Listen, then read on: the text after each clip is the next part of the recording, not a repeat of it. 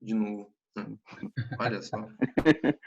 Ih, dei errado. Vou só registrar aqui no vídeo para quem está pegando o vídeo agora. Inversão de sentido de giro acontece... Não, primeiro vamos começar aqui, vamos reexplicar. Eu explico um pouquinho rápido aqui, e aí fica na gravação e reforça para quem está acompanhando a aula agora. Uma fase só tem um campo que ele é dado pela inversão do sentido da corrente, por causa que a nossa corrente é alternada. Um sistema elétrico trifásico tem 3 fases que se comportam do mesmo jeito. Ou seja, se eu ligar a fase B, a gente vai ver uma alternância do mesmo jeito que a gente via na fase A. Não tem diferença. Assim como a fase C também não tem. Essas 3 fases aqui, a única diferença delas é que o que acontece numa fase acontece atrasado na outra fase. 120 graus de defasagem. 120 graus é, né, no sistema de coordenada. Então, assim, a gente tem as 3 fases aqui fazendo a mesma coisa, porém defasadas. A gente não consegue ver nada se analisar elas independente. Agora, se a gente analisar as 3 em conjunto, a gente percebe que existe o negócio chamado campo elétrico girante, porque uma fase está fazendo uma coisa agora, a outra está fazendo outra, e a outra está fazendo outra coisa também. Ou seja, elas estão fazendo o mesmo comportamento, mas em momentos diferentes. Por estarem fazendo o mesmo comportamento em momentos diferentes, elas vão gerar o que a gente chama de campo elétrico girante. O campo elétrico girante é esse campo resultante das 3 fases girando não, né? Alternando os seus valores em conjunto e que dão para a gente esse campo elétrico que é o responsável por fazer o motor elétrico girar. Aqui no meio vem um eixo do motor e esse eixo do motor aqui ele vai acompanhar o giro desse campo, exatamente por causa da questão do campo eletromagnético que consegue segurar esse eixo e arrastar. Tá? Não tem contato mecânico da parte de fora, que é o estator, com a parte interna, que é o rotor. E uma coisa interessante que me perguntaram aqui, que eu estava explicando antes de começar a gravar o vídeo, se você tiver um motor elétrico, deixa eu fazer uma anotação aqui novamente, da mesma coisa que eu expliquei. Motor elétrico, imagina que o motor elétrico é esse daqui, e você tem 3 fases. A gente tem a fase R, a fase S, a fase T. Essas 3 fases aqui, elas dão um sentido de giro. São 3 fios, né? Isso aqui vem da rede. A ordem que o motor gira acompanha essas fases. Então, nesse caso aqui, o motor está no sentido horário.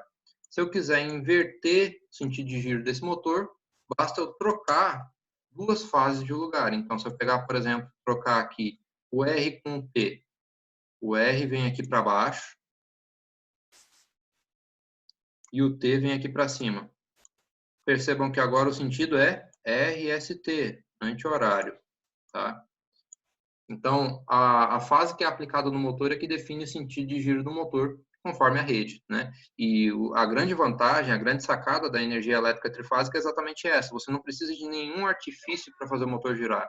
O motor gira já aplicando energia de rede, porque a própria energia já é defasada e devido à instalação elétrica do motor, ele vai gerar esse campo elétrico girante que vai fazer com que o eixo se movimente. Então, esse é o funcionamento elétrico base de um motor elétrico trifásico industrial. Mais alguma pergunta? Tranquilo? De Bom, vamos boa. continuar então. Deixa eu fechar essa parte dessa animação. Continuando, algumas coisas que têm que ser definidas, tá? Para nossa aula, nosso conteúdo teórico. A gente falou lá no começo que existe uma questão chamada, uma característica do motor elétrico, chamada motor elétrico síncrono e motor elétrico assíncrono, tá? O que é esse negócio aqui? Deixa eu bloquear o áudio de todo mundo. O que significa isso daqui? Isso daqui significa falar para mim como que o eixo do motor se comporta em relação ao campo. Aquele desenho que vocês acabaram de ver comigo é o desenho que mostra como que o campo elétrico que está do lado de fora do motor funciona. Do lado de fora não, falei errado. Que está no estator, que está na próxima carcaça do motor, próximo, encostado na carcaça do motor. Como que o campo funciona ali do lado de fora. Mas isso não necessariamente é a velocidade que o eixo gira. Porque o que pode acontecer? O campo pode girar numa velocidade e o eixo girar em uma outra, menor que a do campo. Tá? Significa o quê? Deixa eu mostrar uma equação para vocês que facilita um pouquinho no entendimento, tá? Aqui está um pouquinho complicado, mas eu vou escrever aqui para vocês que eu acho que vai ser mais fácil. A velocidade síncrona do motor, que é esse ns, é igual a 120 multiplicado pela frequência da rede, dividido pelo número de polos. Tá? Então, por exemplo, se vocês tiverem a frequência da rede de 60 Hz, ele vai multiplicar pelo 120 e dividir pelo número de polos. O que significa esse número de polos? É a quantidade de positivos e negativos que formam dentro do motor quando você alimenta ele. E isso daí depende de como que a bobina é colocada dentro do motor. Para exemplificar para vocês, deixa eu mostrar novamente essa imagem que a gente estava vendo antes, né, na nossa aula. É esse daqui. Quantos positivos e negativos formaram quando a gente analisou o campo elétrico girante total? Deixa eu pegar aqui, abrir a animação de novo, que é mais fácil de mostrar, né? E... deixa eu pegar aqui, 3 fases. Resultante.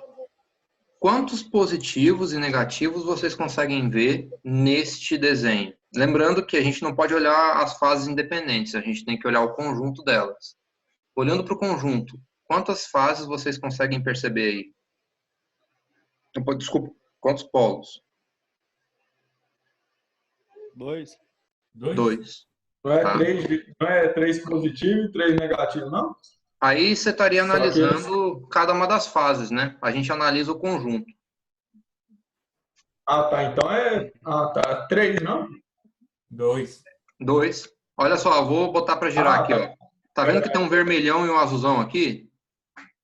Esse conjunto vermelho e esse conjunto azul nada mais são do que um positivo e um negativo que estão girando no motor.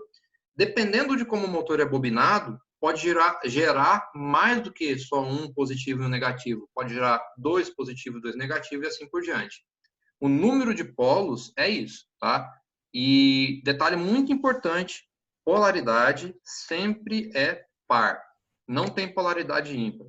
Isso daí vem da época lá que a gente aprendeu eletromagnetismo básico, lá no ensino fundamental médico, eu não sei se vocês lembram. Ímã é indivisível. Um ímã tem um lado positivo e um lado negativo. Se você quebrar um ímã no meio, você vai formar um novo ímã que tem um positivo e negativo e um outro ímã que tem um positivo e negativo. Então, ímã sempre é par, polaridade sempre é par. Tá? Se você for olhar para cá, tem 2 polos, um positivo e um negativo. Você vai conseguir ver motores só de 2 polos, 4 polos, 6 polos, 8 polos, 10 e assim por diante. Não existe motor, por exemplo, de 1 polo. Não existe motor de 3 polos. Tá? Polaridade nunca é ímpar. Certo? Entendido isso aí? Uhum. Então, se você olhar para a equação que eu estava mostrando para vocês aqui, a gente tem, então, que a frequência vem aqui em cima, a frequência ela depende da rede, tá? E a polaridade vem aqui embaixo. E a polaridade depende do quê?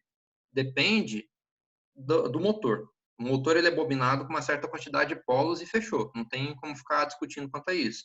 O que eu posso fazer? Rebobinar o motor. Mas se o motor saiu 2 polos, ele é 2 polos, tá? Vamos dar um exemplo, então. Neste caso aqui, se eu for fazer o cálculo aqui para um motor de 2 polos, vamos ver o que vai acontecer. Fica Acho que 120. minha telinha quebrou em dentro agora. Oi? Não entendi. 120 vezes 60 dividido por 2. Vamos fazer na calculadora isso aqui, ó. Vou fazer o cálculo aqui na calculadora para descobrir qual que é a velocidade síncrona de um motor de 2 polos. Vamos ver quanto que é. Ó, calculadora. Deixa eu fechar isso aqui. 120 vezes 60 dá 7.200. Dividido por 2, 3.600.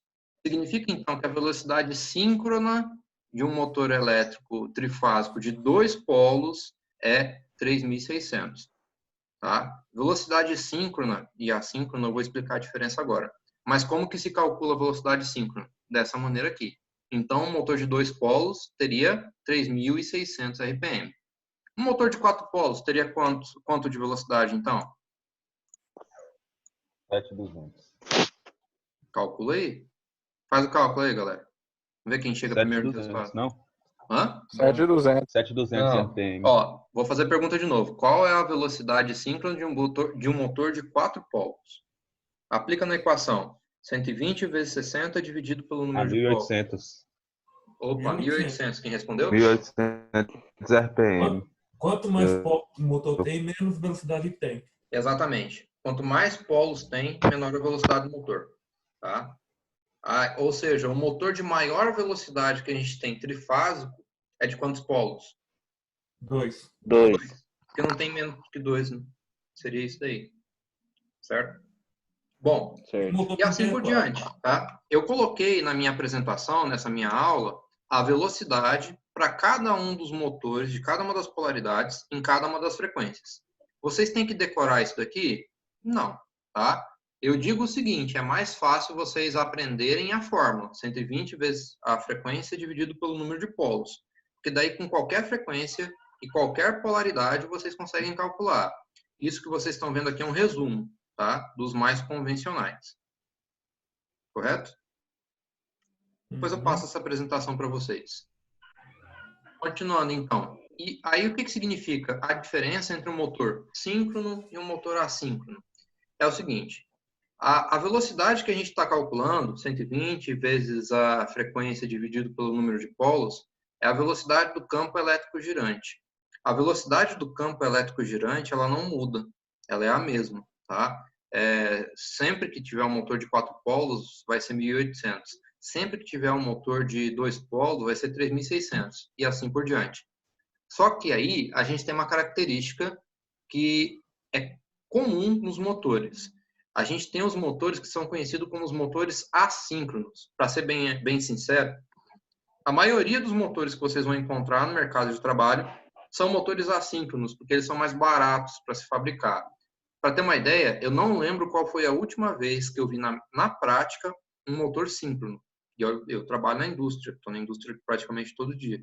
Agora que eu estou um pouco menos por causa dessa pandemia doida aí, mas mesmo assim eu vivo na indústria.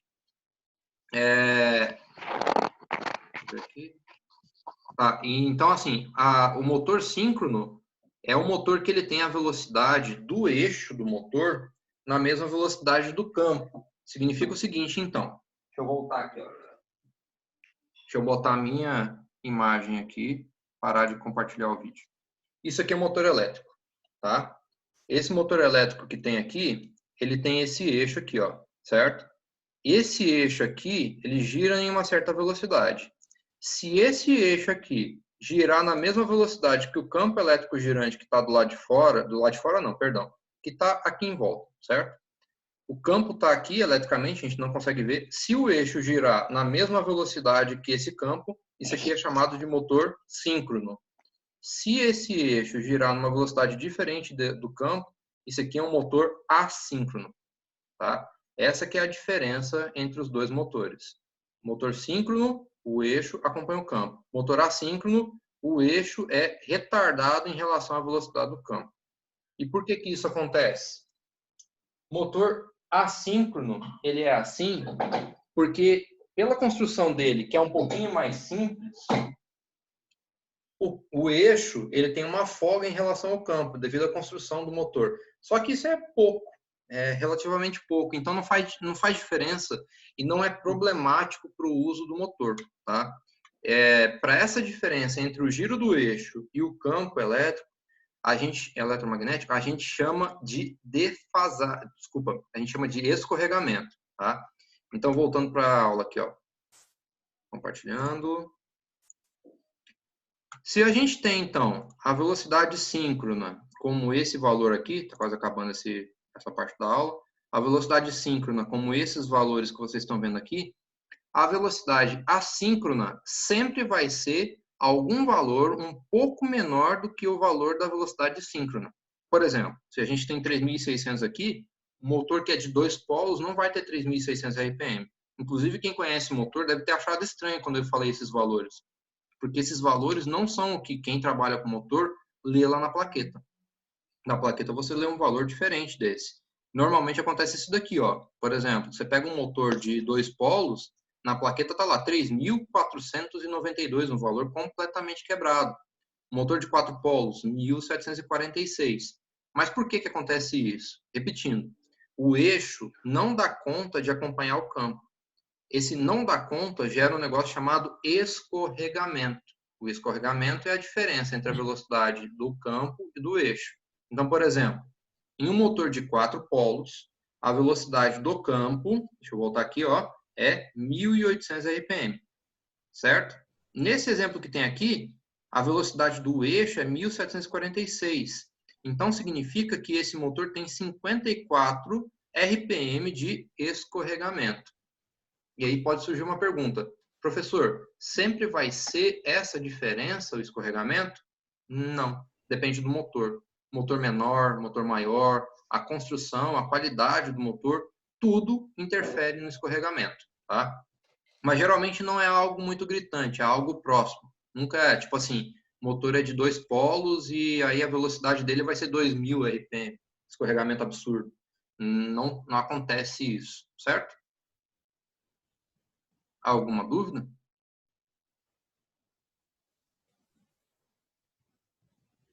Então a diferença entre o ácido e o cítrico é que ele é eficiência, no caso. Não é eficiência. O motor síncrono e o assíncrono não tem diferença de eficiência. O que acontece é que o motor síncrono, a ponta do eixo, sempre vai acompanhar o campo, tá? O motor assíncrono, isso não acontece. O eixo, ele tem um atraso em relação ao campo. Geralmente, por causa da construção do motor. Só que, assim, não tem tanta vantagem para essas aplicações industriais gerais você ter um motor que tem exatamente a mesma velocidade do campo. Vou dar um exemplo. Para um sistema de bombeamento de água, não faz diferença se o motor vai girar a 1.800 RPM ou a 1.746 RPM. 54 RPM não vai fazer diferença na aplicação.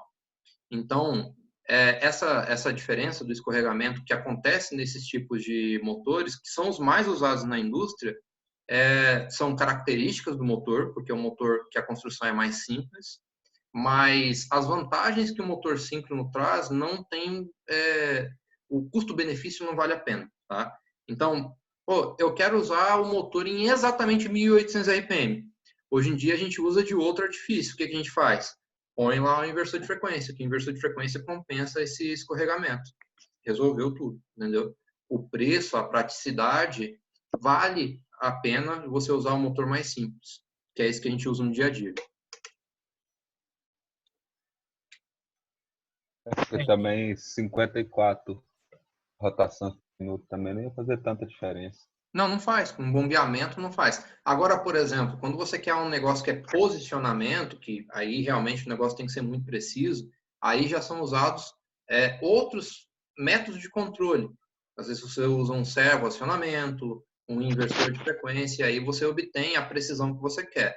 Mas falando do motor em si, o motor que a gente mais usa hoje em dia é o motor com escorregamento, que é o assíncrono, tá? Porque essa diferença não faz grande diferença no dia a dia da aplicação, tá?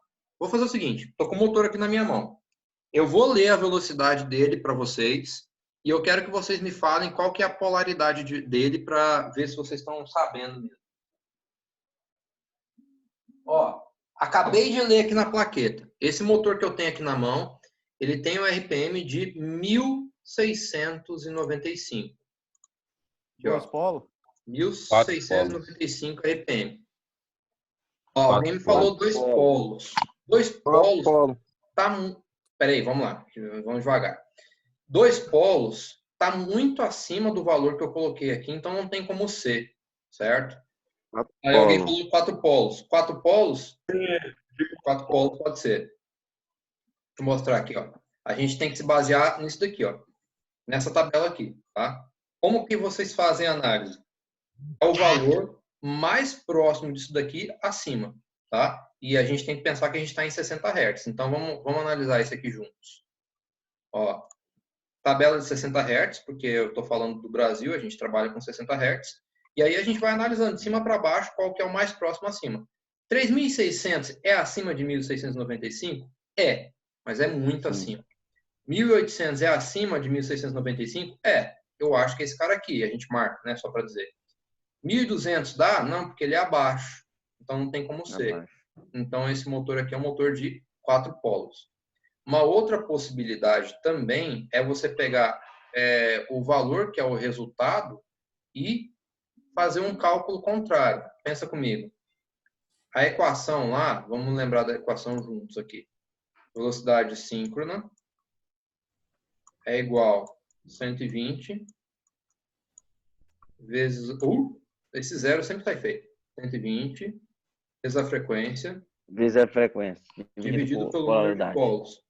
Então, por exemplo, se eu quiser descobrir o número de polos, eu posso fazer isso aqui, ó. Eu passo os polos aqui para cima e passo a velocidade síncrona aqui para baixo e faço a divisão.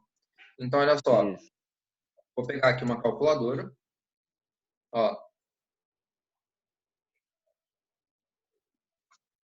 Deixa eu botar aqui para cima um pouquinho. Não, a gente faz 120 vezes 60 dividido pela velocidade que eu tenho, 1.695. Para lá, 4, alguma coisa, tá vendo? Polos. Por exemplo, se eu pegar um motor de 2 polos de 3.500 RPM, 120 vezes 60 dividido por 3.500. Ó, 2 polos. Certo? Por que dá esses quebradinhos aqui? Dá esses quebradinhos por causa do escorregamento. Entenderam? Aham. Sim. Só uma questão de esclarecimento.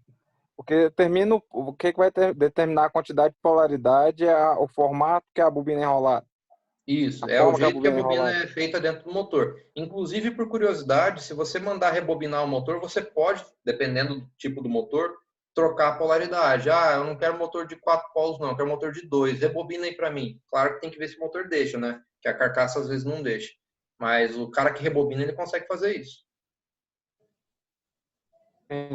Só para Hum. a de 2 polos é uma rotação maior, é isso? E a de Uhum. 4 é menor? Exatamente 4 isso. 10. Quanto maior a polaridade, menor a velocidade. Tranquilo. Mais alguma pergunta? A gente consegue melhorar a rotação do motor usando esse inversor? A gente consegue ajustar a velocidade do motor para a frequência, para o que a gente quiser. Porque o inversor de frequência, ele mexe na frequência aqui, ó. E essa frequência ele consegue ajustar basicamente em qualquer valor. Entendeu? Entendeu? Mais Entendi essa alguma parte. dúvida? Tá tranquilo? Tranquilo. Bom, gente, então aqui está acabando essa parte da aula. Eu vou gravar aqui e aí eu vou dar um intervalo para vocês aí, uns 10, 15 minutos. Aí a gente volta para explicar a última parte, que é a estrutura do motor. Na próxima aula, que é amanhã, a gente vai falar sobre a leitura de plaqueta. Tá? Beleza. Beleza. Até mais. Beleza. 10 minutinhos Mais. aí, eu mando o link para vocês. Ok. Tranquilo.